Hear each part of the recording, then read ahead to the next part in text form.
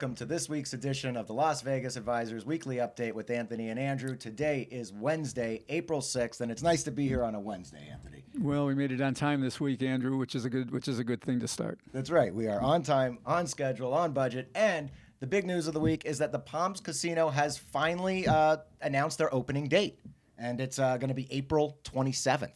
Right around the corner. Really soon, surprisingly soon for me. Yeah, it's been closed since March of 2020, and while just about everything else in town has opened up, you know, the Palms has sat there with a few others closed.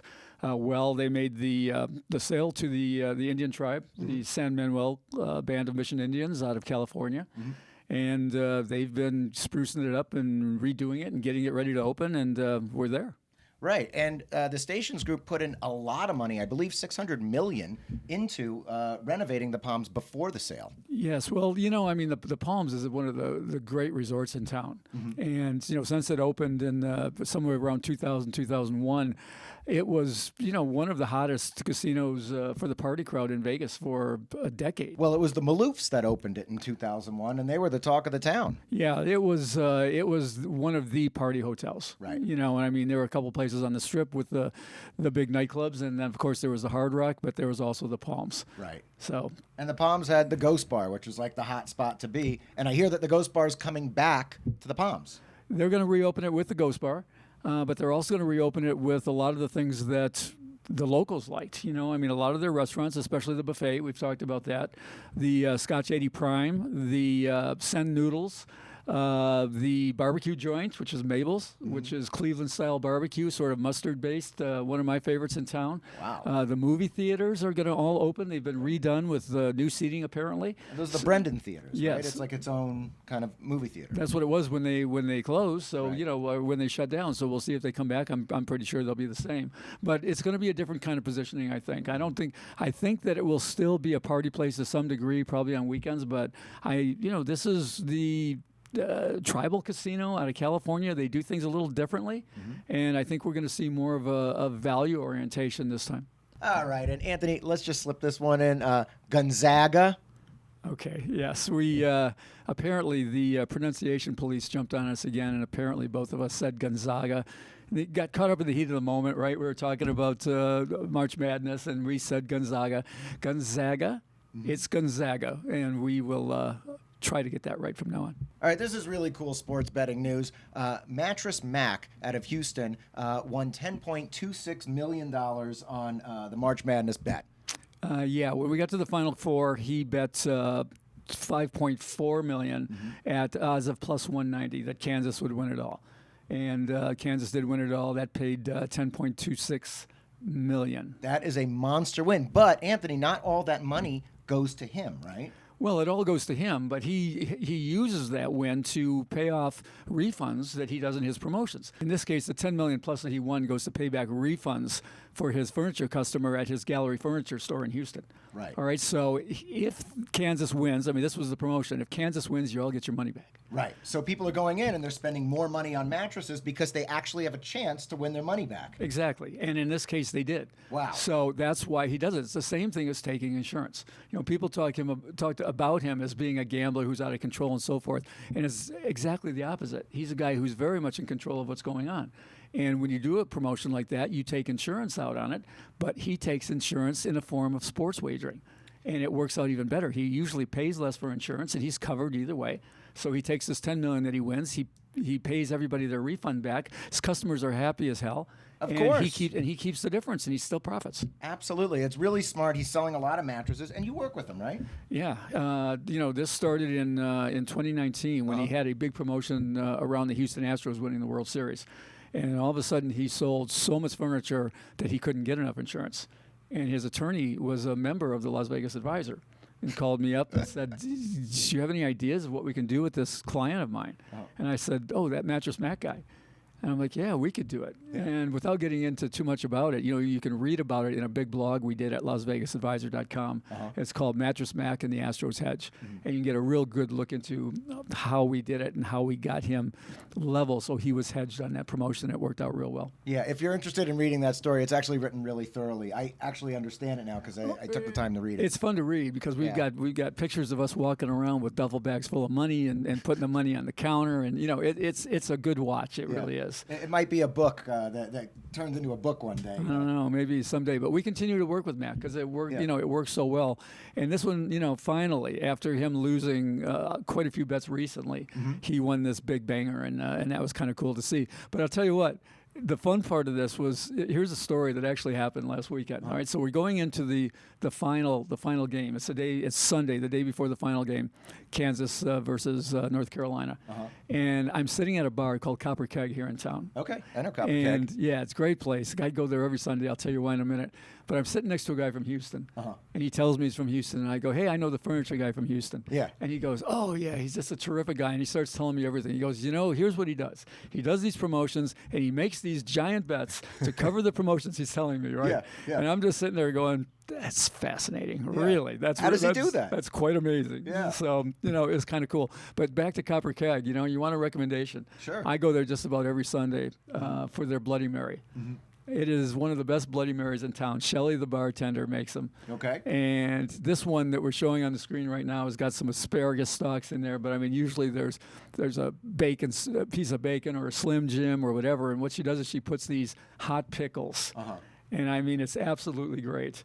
And I think it's from 8 in the morning till noon on Sundays, they give you a play 20, get 20 video poker deal. Yeah. So there's my recommendation for Copper Keg up on Rainbow here in Vegas. So you get your Bloody Mary, you get your $20 promotion. Sounds great. It's a Sunday tradition now. Yeah. And as Shelley sees me coming in, she goes, I'll have it to you in a minute. But I'll tell you what, it's a great Bloody Mary. It's a terrific start of a Sunday. That sounds really good. I love Bloody Marys, but I don't love pickles. Can I get it without the pickle? You can get it without the pickles, but it ain't going to be as good. All right, I'll be there. Speaking of good recommendations, Anthony, one of your authors has released a new app, and he's a food critic. Yes, he released an app called the Neon Feast. Okay. And first, I'll tell you who he is. This is a guy named Al Mancini. Right. In 2011, he came to me and he said, "Why don't we do a dining guide, a different kind of dining guide about Las Vegas?" And he says the idea is to have himself and two other critics, one being John Curtis, the other being Max Jacobson. Okay. And the three of them write the book together because they have differing opinions. And we did 8 editions of Eating Las Vegas between 2011 and 2020. And we no longer publish that book because of the shutdown and all of that. We kind of moved away from it. But Al has started something called Neon Feast, which is an app that gives dining recommendations in a similar manner. And while he doesn't have the competing critics there, what he did do is send out this massive questionnaire to like 75 people in the food and beverage industry here in Vegas. Yeah, highly respected people. Right, asking for their recommendations and things they liked. I was actually one of them. I, talked about the places that I knew about. And this app covers that, puts those recommendations out there. It's free. It's a free download.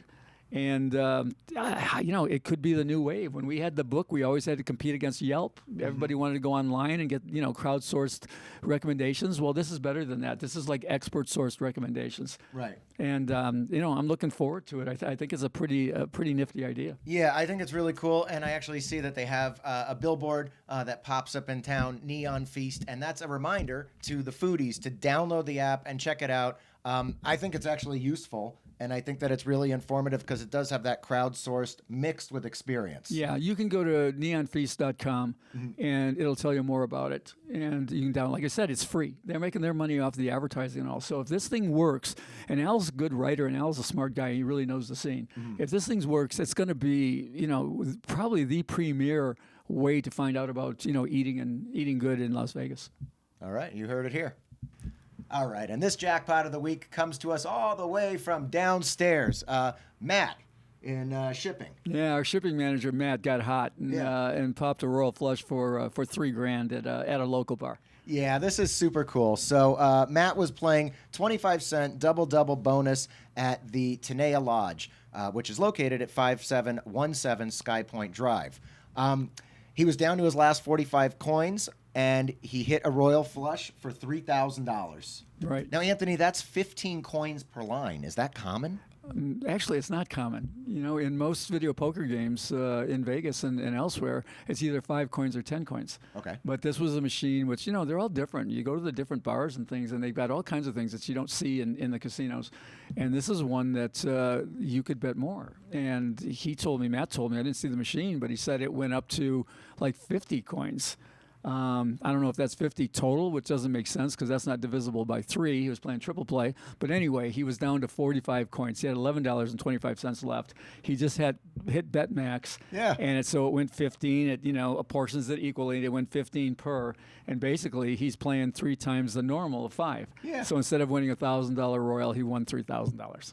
Great. I love that story. You give it the old flea flicker. Just go for it. Yeah, pretty Bet the much. max. Well, that's what you do when you're done and you're out of money. You go, okay, one more shot. Yeah. And that was a good one last shot. Now, Anthony, Matt bet the max button knowing what he was doing, but, you know, you got to check. I've had it happen to me where, you know, you bet the max and it's like 100. So if you have $100 in the game or $75 in the game, the whole thing goes. Yeah, that's something you see a lot at the local bars. They have a max bet. And you think, okay, max bet means 5 coins or maybe 10 coins. If you're playing blackjack, 10 a lot of times. Sometimes it means 100 coins. Yeah. And I mean, I've seen it happen where a guy sits down to play dollar blackjack. He hits max bet because he puts $100 in and it takes his whole $100 is playing on. So all of a sudden he's playing a $100 hand of blackjack. That's right. And once you commit that, once you hit that button, max bet, accident or no accident, you can't be like, oh, hi. No, you got to play. You got to play the through. hand now. Yeah, right. Now it can be great when you win it. It's fantastic. When you lose it, it's a real downer. Yeah. But some of these, the max bet button is precariously close to other buttons that you would hit on the machine. That's right. And you can hit it by mistake. And there's a play there. There's a prevention play there. Oh, what you do is if you see the max bet button and you're afraid of it, or you hit it once by mistake and you don't want to do it again, or whatever, what you do and what people have done this who have played a long time is they'll take an ashtray, and they'll take the ashtray and they'll turn it upside down and put it over that button. So you can't hit it. All right. Because sometimes it's just there and you can't help yourself. You know, your finger goes there and you hit the thing.